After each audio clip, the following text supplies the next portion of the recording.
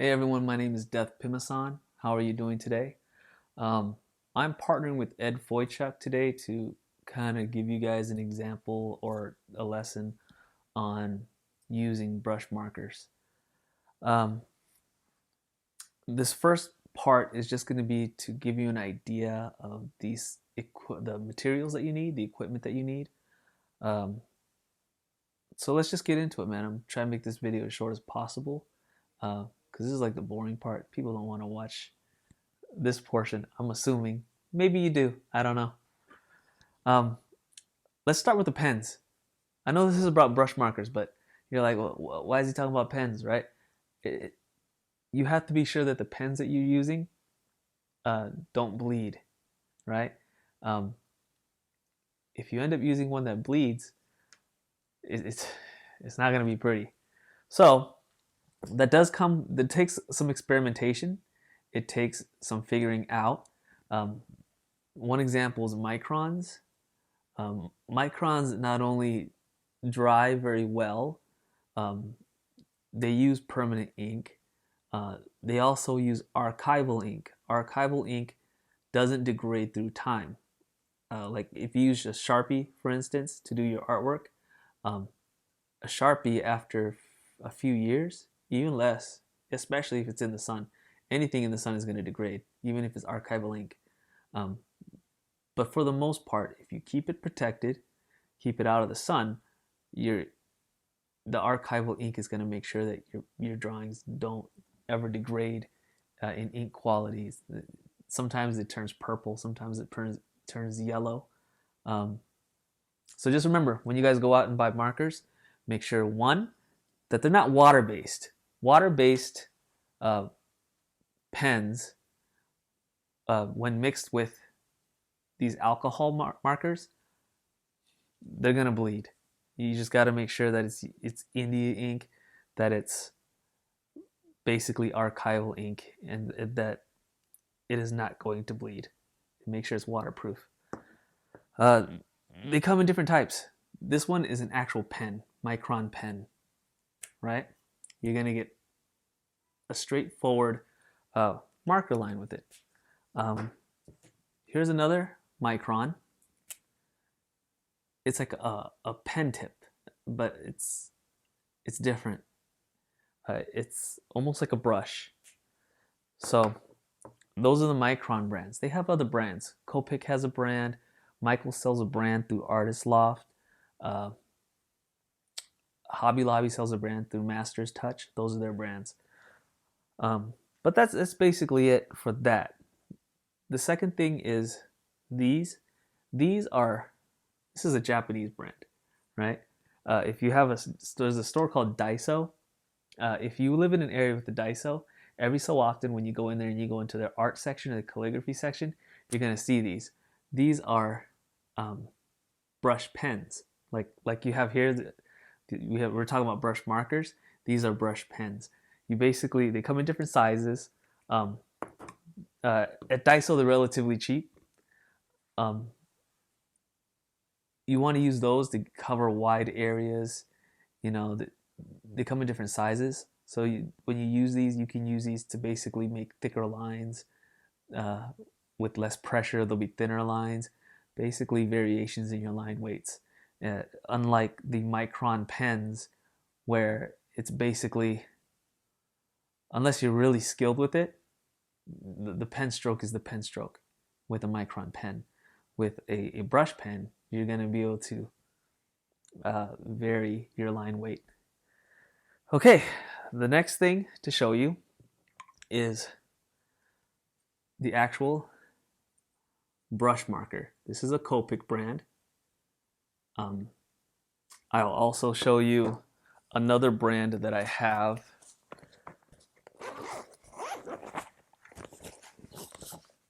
These are Graphits, right?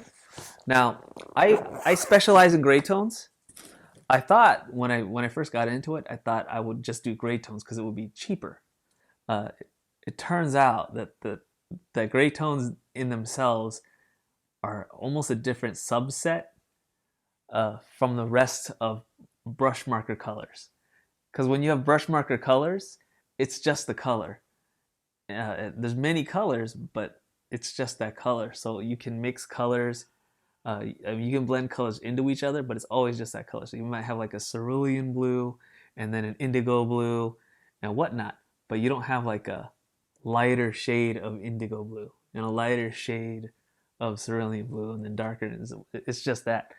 With these, there's different variety. There's warms, cools, neutrals, um, and then there's different numbers for it. So you'll have warm one, warm two, warm three, cool one, cool two, cool three, and neutrals, basically, right? So like this one, if you can see, let's see if I get you to see. This is a warm five, right? Now, uh, when you go to Michael's or Hobby Lobby, it goes from 1, 3, 5, 7, and I think that's it. Every once in a while, you'll see one of the denominations in between, but for the most part, those are what they sell. If you go to Dick Blick, you can get a wide spectrum. It's really up to where you want to shop. Dick Blick, you can purchase things online, and you can get a full spectrum of everything. So it's really up to you. But they're not cheap. These Copics run $7.99. The Graphits were like $6.99. I got the Graphits for 50% off when I went at a comic convention, San Diego Comic Con. And that whole bundle right there costs, I want to say $180. So normally it would be over $300. Copics are even more expensive. Just the small amount that I have. I don't really have that many. These right here are at least $150, right? At least. So you have to figure out how to cut the cost. And one of those ways is refillables. So this is a refillable for Copic markers. And each color and each tone has its own refill ink. So like this is warm 3. So I have a warm 3. I have a refillable for every shade of gray tone that I have. These actually run like $16. So it's more expensive than the marker. But one of these, if used properly, will refill your marker for well over a year if you're using it not even sparingly. If you're using it a good amount, it'll still last you about a year. And then you have these. These are brush nib replacements. They're about $9 for 3. And if you're using a brush pen like every day, if you're using it a lot, it'll last about 3 months. The ink will last 3 months if you're using it every day. You'll have to constantly refill it. But the brush nib itself will last about 3 months, and then you'll have to replace it. So these two things, at least for Copic, are going to extend the life of your marker by about a year. One bag should last a marker about a year, and then one of these will last it about a year. So these 3 things in conjunction with one another is going to last about a year. If you don't have those things, the marker will die out within 3 months. So keep that in mind. This is definitely an investment. When you get into brush markers, you want to try to make sure that you're going to be able to utilize it to potentially get commissions using it. You want to make your money back on these markers, basically. So the next thing I want to show you is this. It is a jelly roll pen. I use it to make minor corrections. I also use it to accentuate highlights. It is a very useful tool, and as we go, I'll show you how to apply it, at least how I apply it. You may find a better way, a different way. It's really up to you. Um, and then I have some titanium white gouache, acrylic gouache, and I basically use this to make any major corrections, like big areas. Um, if I do need to make a big highlighted white area, I'll use it. I also use a white colored pencil, um, just to basically uh, um, areas that are too dark. You can use a white colored pencil to slightly brighten it up, so that you get rid of a little bit of that gray tone. Um, as I was saying, these are expensive. So especially Copic. Copics are probably the most expensive. They run about $7.99 at Hobby Lobby or Michael's. I believe they're a little bit cheaper at Dick Blick's. Um, Dick Blick's also has, all of them really have sales. Uh, but another way to go about it is to purchase a different brands. Like I have these graphics. They're a different brand. They're a little bit cheaper. Um, but I noticed also that they have different tones. So like the cool gray for these graphics are different from the cool gray for Copics. So as you experiment and you purchase different brands, you're gonna notice different things about them. The graphics have a, a harder tip, so blending with them isn't as good. Um, but the variation in the grays are very good. But yeah, that pretty much sums it up for the materials. Like I said, man, you're gonna find different brands. Experiment, like whether you're gonna be working with just gray tones or with colors. Um, I found that different brands react just differently. Prismacolors, those were the first ones that I purchased, and I purchased the colors.